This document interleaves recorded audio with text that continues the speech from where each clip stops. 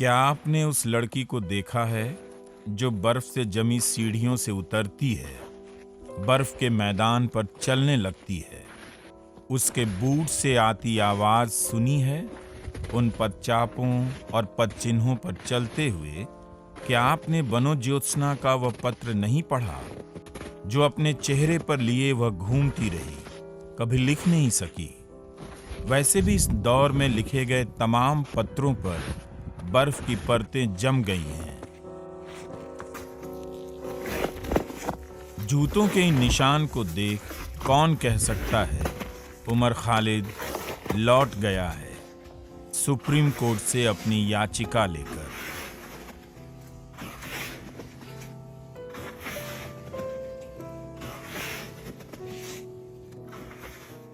उमर, तुमने फरवरी की दिल्ली कितने दिनों से नहीं देखी है? पत्तों के उतर जाने के बाद इन पेड़ों को कब से नहीं देखा है? तुम्हारी जेल की दीवारों पर पतझड़ आते हैं क्या? कोई पत्ता उड़कर तुम्हारे बिस्तर तक आया है? अदालत की दीवारों पर तो पतझड़ आते हैं। यहाँ के पत्ते उड़कर किसी वकील की कार में बैठ जाते हैं। 3 मूर्ति लेन में किसी जज के घर के बाहर गिरे पत्तों में मिल जाते हैं। पतझड़ में पत्ते भी तुम्हारी याचिका की तरह लौट जाते हैं, उसी मिट्टी में जहां से खाद पानी लेकर वे पेड़ों की फुनगी तक पहुंचे थे। दिल्ली के इन शाही पेड़ों को कभी तो बुरा लगता ही होगा जब कोई इनकी छाया से निकलकर धूप में बैठ जाता होगा। दिल्ली में एक लकड़हारा आया है, उसकी आहट से पेड़ों में दहशत छा जाती है। पत्ते अपने साए से सहम जाते हैं, फलों के रस सूख जाते हैं। लकड़हारे का आदेश जारी हो चुका है। पेड़ रहेंगे मगर उसकी छाया नहीं रहेगी। याचिकाएं पेश होंगी, सुनवाई नहीं होगी। तुम्हारी जैसी सभी याचिकाओं को दिल्ली के पेड़ों पर टांग देना चाहिए, यूं ही जैसे दिल्ली में जगह जगह G20 के पोस्टर अब भी टंगे मिल जाते हैं। अदालतों के आने के पहले इन पेड़ों के नीचे पंच बैठा करते थे। बाद में इन पेड़ों को काटने की पंचायत इस दिल्ली में होने लगी। क्या तुम्हें पता है कि इन पेड़ों पर कितने फैसले हुए? 1857 की दिल्ली में हजारों लोगों को टांग कर तोप से उड़ा दिया गया। इन्हीं पेड़ों पर हिंदू मुसलमान सब टांगे गए, लटकाए गए और तोप से उड़ा दिए गए। आज भी यही पेड़ अदालतों के काम आ रहे हैं। पेड़ों से ही बनती हैं अदालतों की कुर्सियां, खिड़कियां, सीढ़ियां और अलमारियां। तुम्हारी दोस्त अपेक्षा ने लिखा है, लिखते रहती है। पिछली मुलाकात में आधा घंटा बात कर पाई। उसने लिखा है, तुम्हारे अंदर बातें भरी हुई हैं। उन बातों में क्या दिल्ली भी बची हुई है? इतना कुछ भरा हुआ है, फिर भी एक शब्द नहीं कहा। क्यों ली तुमने वापस अपनी याचिका?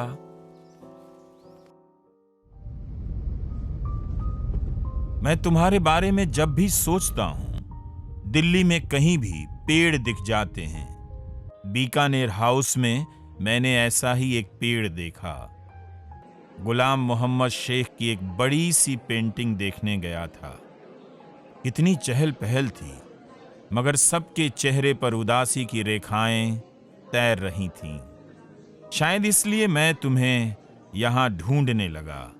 18वीं सदी की पेंटिंग से ली गई इस नाव पर वैन गॉग और MF हुसैन को साथ बैठे देखा। वहीं बैठे थे रविंद्रनाथ टैगोर। तुम नहीं थे। जिस शहर की नदी सूख गई हो, वहां पर एक ऐसी पेंटिंग लाई गई है। इसका विस्तार अखबार के संसार से आगे का लगा। क्या यह किश्ती है जो तूफान में फंस गई है, या इसमें सवार लोगों के बोझ से लहरें सिमट गई हैं? इसी नाव पर एक छोटा सा पेड़ दिखा जिस पर गौरी लंकेश और कलबुर्गी टंगे हुए हैं। दाभोलकर भी इसी पेड़ पर हैं। इन सभी का इन पेड़ों पर होना क्या कोई संयोग है, और तुम्हारा नहीं होना? इन घटनाओं को कोई पत्रकार दर्ज नहीं कर रहा। पत्रकार सरकार की तारीफ में पेंट कर रहे हैं और पेंटर पत्रकार की तरह दर्ज कर रहे हैं।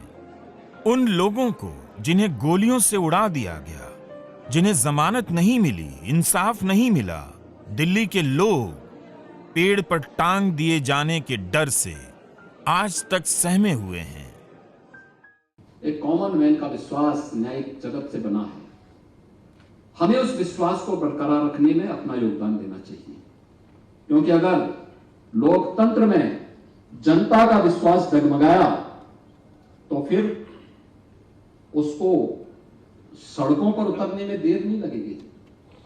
उस विश्वास को बनाए रखने के लिए आवश्यक है कि हमें भारत के लोकतंत्र के इन स्तंभों को और मजबूती प्रदान करनी चाहिए। जितना अच्छा हो। यह आवाज तुम्हारी नहीं है, योगी जी की है। चिंता मत करो। चीफ जस्टिस के सामने उन्होंने यह बात कह दी। मगर उन्हें क्यों ऐसा लगा कि न्यायपालिका इंसाफ नहीं करेगी तो जनता सड़कों पर उतर आएगी? इन पेड़ों को देखो उमर, बेलें लिपट गई हैं। पेड़ और ऊंचा हो गया है। जितना ज्यादा ऊंचा होता है, बेलें उतनी ही ऊपर चढ़ जाती हैं। पेड़ों को कसने से पेड़ सड़क पर उतर आएंगे क्या? कितने दिनों से तुमने जनपद नहीं देखा होगा। जनपद की दुकानों से अब भी लड़के अपनी प्रेमिका के लिए कान की बालियां खरीद रहे हैं, रील्स बनाने के लिए।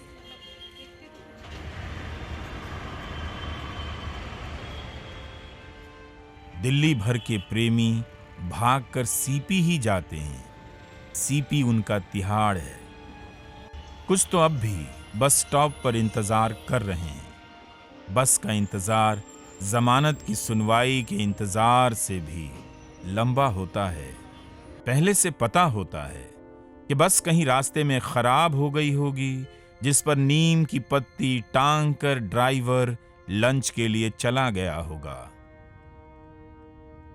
कार के डैशबोर्ड पर यह माइक नहीं है, कार परफ्यूम है।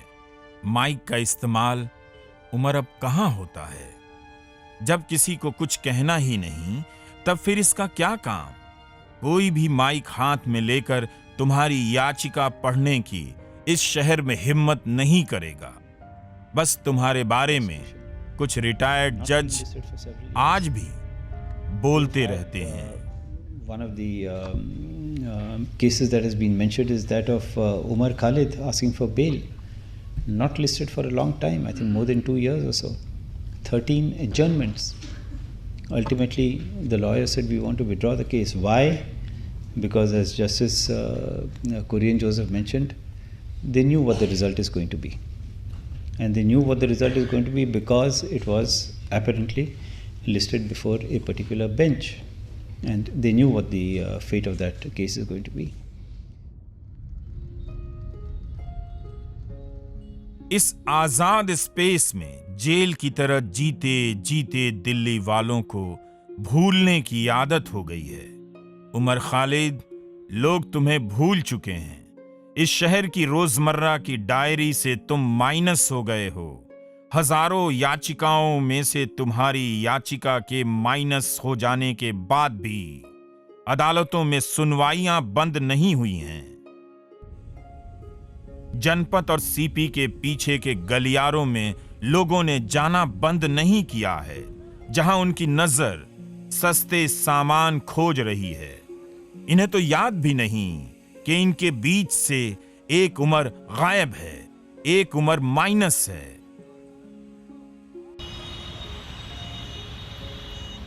एक तरफ से माइनस हो जाना माइनस मुद्रिका हो जाना है, यानी दूसरी तरफ से लौटना होता है। किसी गणित के मास्टर का काम होगा रिंग रोड पर चलने वाली बसों को माइनस और प्लस के निशान देना। प्लस वाली मुद्रिका रिंग रोड की एक साइड से चलती है, माइनस वाली बस दूसरी साइड से लौट रही होती है। तुम दिल्ली को इसी तरह याद करते हुए जेल से निकल जाया करो, अपनी कल्पनाओं में अपने बिना इस दिल्ली को देखा करो उमर खालिद।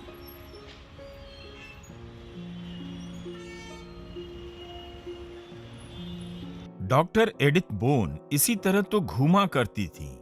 7 साल के लिए बुडापेस्ट की जेलों में बंद कर दी गई थी, ऐसे कमरे में जहां इस तरह की हवा और रोशनी के आने पर पाबंदी थी। जेल जाने से पहले डॉक्टर बोन ने जिन जिन शहरों को देखा था, जिन जिन फुटपाथों पर चली थीं, उन पर वो रोज चलने लगी। अपनी कल्पनाओं में जेल से निकल जाया करती थीं और चलती थीं।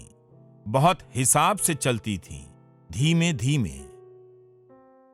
कभी पेरिस, कभी मिलान, कभी वेनिस, कभी फ्लोरेंस। पांव में बेड़ियां हैं मगर मन लंदन की सड़कों पर दौड़ रहा है। डॉक्टर बोन हर दिन चला करती थी, चलने का हिसाब दिमाग में रखा करती थी कि आज लंदन की सड़कों पर कितना चलना हुआ, कहां कहां गईं और कहां कहां जाना बाकी है। क्या तिहाड़ जेल की लाइब्रेरी में डॉक्टर एडिथ बोन की 7 Years ऑफ सॉलिटरी है? तुम्हारे लिए नहीं, जेल के अफसरों के लिए पूछ रहा हूं उमर।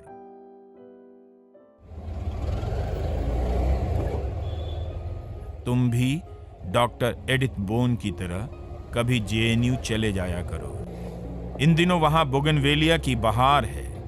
बिना सुगंध के इस सुंदर फूल के रंगों का जलवा तुम्हें याद तो आता ही होगा। जेएनयू से 615 नंबर की बस लेकर जनपद आ जाया करो। चाहो तो पहले ही उतर जाओ और सरोजनी से अपने लिए कोई शर्ट खरीद लो और उस साथी के लिए एक जोड़ी जूते जो जेल तक चलकर आती है तुमसे मिलने। वैसे तुम वहां भी जा सकते हो जहां से तुम अपनी याचिका लेकर लौटे हो। वहीं आसपास बहुत सारे घने पेड़ हैं, उन पेड़ों को गिन सकते हो। पेड़ों की गिनती करते हुए इंसाफ की उम्मीदों के दिन भी गिने जा सकते हैं।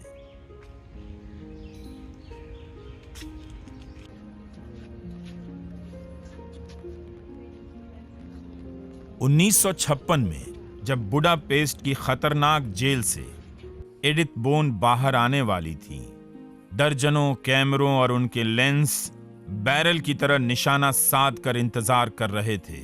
वे अपने कैमरे में बोन के चेहरों की झुर्रियां दर्ज करना चाहते थे, उनकी धसी हुई आंखों को कैप्चर कर लेना चाहते थे। मगर 7 साल तक जेल में रहने के बाद 68 साल की यह महिला जब बाहर आई, तब ठीक तुम्हारी तरह मुस्कुराती हुई, जैसे तुमने हवा में हाथ उठाए थे और हंस दिए थे किसी बच्चे की तरह। बोन उस दिन आसमान की तरफ देखती हुई तेज कदमों से सड़क पार कर गईं। किसी को लिखने के लिए दुख की झलक नहीं मिली। एक रिपोर्टर ने बहुत मुश्किल से लिखा। उसने लिखा, डॉक्टर बोन लड़खड़ा रही थी। उस बेचारे को पता नहीं था कि जेल वालों ने उन्हें गलत नंबर के जूते दे दिए थे। तुम्हारे बारे में भी तो मीडिया ऐसे ही लिखता है। वह तुम्हें टूटा हुआ देखना चाहता है, तुम हंसता हुआ दिख जाते हो। डॉक्टर एडिथ बोन ने टॉल्स्टॉय की कहानी के कैदी से यह सब सीखा था। जेल के कमरे में बंद होते हुए भी बाहर निकलकर घूमने का ख्याल। मैं भी उस कैदी के बारे में पढ़ना चाहता हूं जो जेल के बंद कमरों से काल्पनिक यात्राओं पर निकल जाया करता था। मैंने टॉल्स्टॉय की एक भी किताब नहीं पढ़ी। वॉर एंड पीस का तो नाम मत लो। दैनिक जागरण के पन्ने पलटकर ही वॉर एंड पीस पढ़ने की भूख मर जाती है। 1000 शेक्सपियर, दर्जनों ऑस्टिन, सैकड़ों प्रेमचंद से विरक्ति हो जाती है। उन्हें पढ़ने की समझ से मुक्ति का मार्ग है दैनिक जागरण। तुमने अपनी खबर अखबार के किस पन्ने पर देखी थी? किसी ने याचिका वापस ली है, उसकी खबर किस पन्ने पर छपी है? पेड़ों से पूछो जिन्हें काट कर अखबार के ये कागज बनते हैं।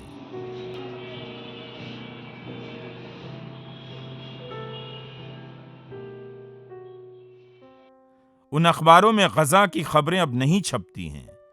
नेतन्याहू एक पूरी आबादी को नेस्तानाबूद कर देने के फैसले पर अड़े हैं। गजा में मारे गए बच्चों की कब्र पर जो इमारतें बनेंगी, उसके लिए भारत से मजदूर भेजे जा रहे हैं। इस्राइल को इंसान नहीं, मजदूर चाहिए। इन लड़कों में इस्राइल जाने का उत्साह अमेरिका जाने से ज्यादा है। यहां दिल्ली में कुछ लोग जुटे हुए हैं गजा में नरसंहार के खिलाफ अपनी आवाज दर्ज कराने। इन्हें पता है खबर कहीं नहीं छपेगी, मगर जमा हो रहे हैं। तुम होते तो तुम्हारा भाषण सबसे अलग होता। यही लोग तुम्हारे लिए भी जमा होते हैं। यही लोग गौरी लंकेश के लिए भी जमा हुए थे।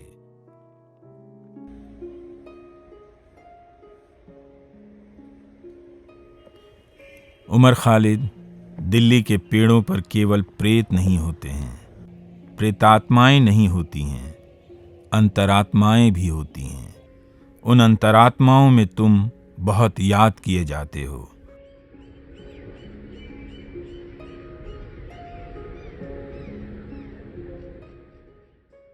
हुकूमत अगर प्रेतात्मा है तो यही लोग अंतरात्मा हैं। तभी तो कुछ लोग अब भी तुम्हारी बात करते सुने जाते हैं।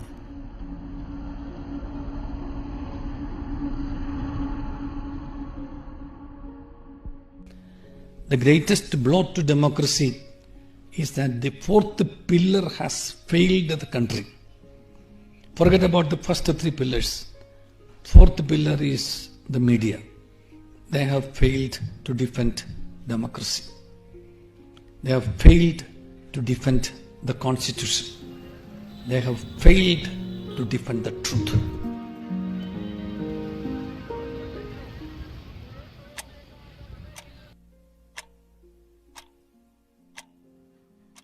तुम्हारे अब्बू जेल में होने के दिन गिनते हैं। 100 दिन, 500 दिन, 1000 दिन। उन तमाम दिनों का हिसाब लिए प्रेस क्लब में दिखाई दे जाते हैं। बाप तो बाप होता है। जिस दिल्ली में तुम नहीं हो, वहां तुम्हारे होने की जिद अब्बू के चेहरे पर दिखाई दे रही थी। उस दिन प्रेस क्लब में बहुत सारे कैमरे थे, मोबाइल कैमरे, मगर अखबारों में खबर नहीं थी। ये वो कैमरे नहीं जो मीडिया हाउस से आते हैं, उनके हैं जो अपने कंधे पर मीडिया की लाश ढो रहे हैं। तुम भी उमर, न्यायपालिका की अंतरात्मा के दरवाजे पर कब तक खड़े रहोगे? कितनी बार जाओगे? कितनी बार लौटोगे? न्याय की अंतरात्माएं प्रेतात्मा बनकर दिल्ली के आसमान में उड़ना चाहती हैं। उड़ने दो ना।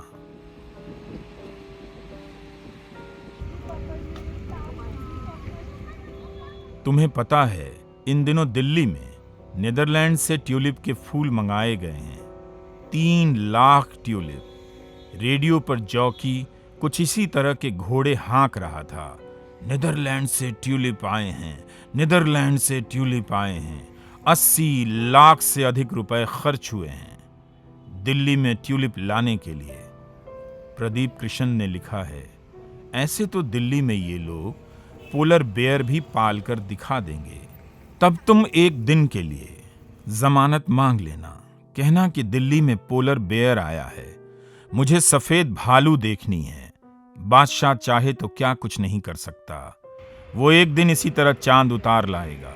होने को तो श्रीनगर में भी ट्यूलिप होते हैं, मगर नीदरलैंड से ट्यूलिप मंगाने की बात कुछ और ही होती है। आत्मनिर्भर दिल्ली थोड़ी सी ग्लोबल होती है।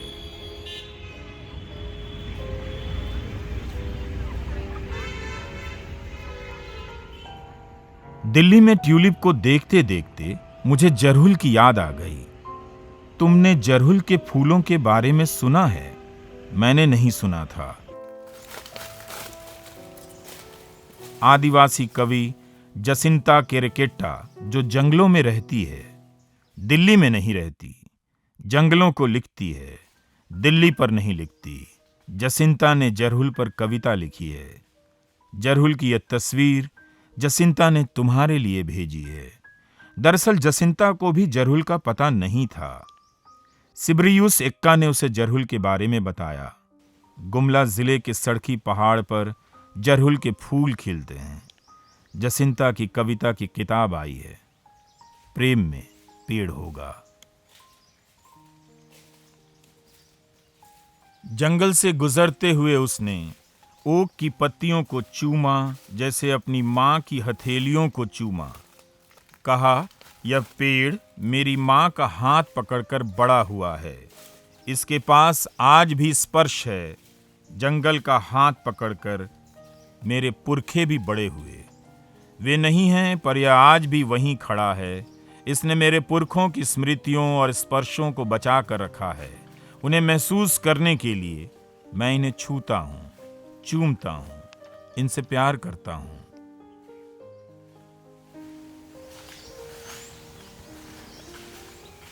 तुम्हारी याचिकाओं को पेड़ों की जरूरत है, पेड़ों के जैसे धीरज की। बारिश में भीगते रहने का धीरज पेड़ों के पास ही होता है। इस दिल्ली में बहुत से पोस्टर लगे हैं। सर्वव्यापी प्रधानमंत्री और उनकी पार्टी के झंडों से भरी दिल्ली में उनके कटआउट यहाँ के पोल और पेड़ों पर लगा दिए गए हैं। इन्हीं पेड़ों पर तुम्हारी याचिका के पन्ने टांगे जा सकते हैं। जेल में उमर खालिद के कितने दिन हो गए, उनका नंबर लिखा जा सकता है। दिल्ली के पेड़ों पर प्रधानमंत्री के पोस्टर हैं, उमर खालिद के पोस्टर क्यों नहीं हो सकते? होली के पोस्टर अब लगने वाले हैं। इन्हीं पोस्टरों पर लिखना चाहता हूं, उमर खालिद जेल में है। अदालतें आज़ाद हैं, अदालतें पेड़ हैं, पेड़ों पर पोस्टर टंगे हुए हैं, पेड़ों को भी तिहाड़ में बंद कर दिया गया है।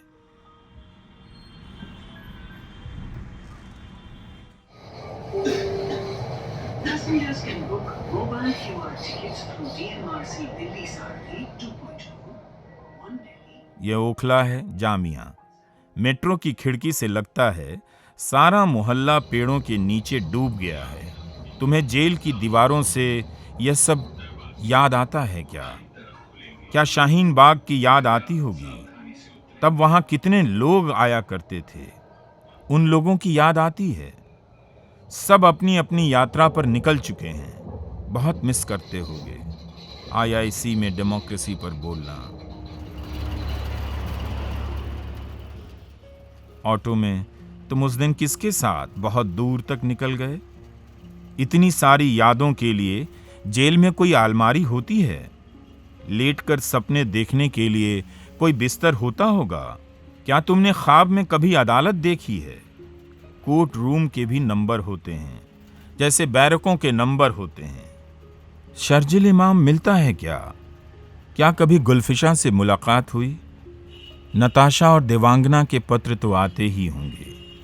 बनु ज्योत्सना ने बहुत दिनों से कुछ लिखा भी नहीं। दिल्ली के फेफड़े में कार्बन भर गया है और तानाशाह पत्र भी नहीं पढ़ते हैं।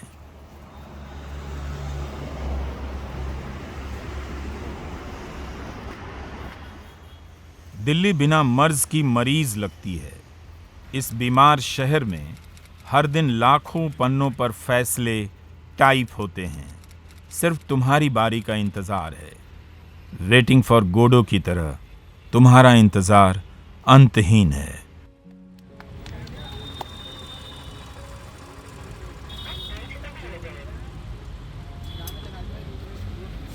मैंने सुना है हत्या के बाद किसी अपराधी को बहुत भूख लगती है।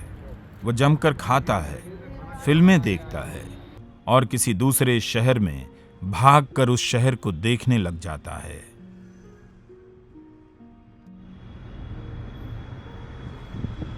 तुम्हारे बिना दिल्ली ऐसी ही लगती है, ऐसे लोगों से भरी हुई जो किसी दूसरे शहर में इंसाफ की हत्या के बाद भागकर यहां आ गए हैं। उमर, तुम्हें कोर्ट ले जाने वाली बस की खिड़की से कुछ तो दिल्ली दिखती होगी।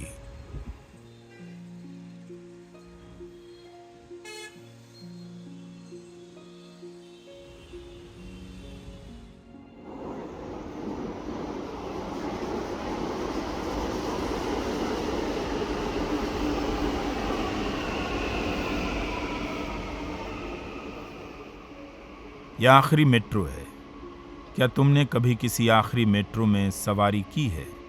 किसी आखिरी मेट्रो में तुम्हारी उस याचिका को रख देता हूँ, उस सीट पर जिस पर अगली सुबह लोग झपट्टा मारेंगे बैठने के लिए। दिल्ली में इंसाफ की लूट कोई बड़ी घटना नहीं है उमर, और सीट की लूट से बड़ा इंसाफ नहीं है।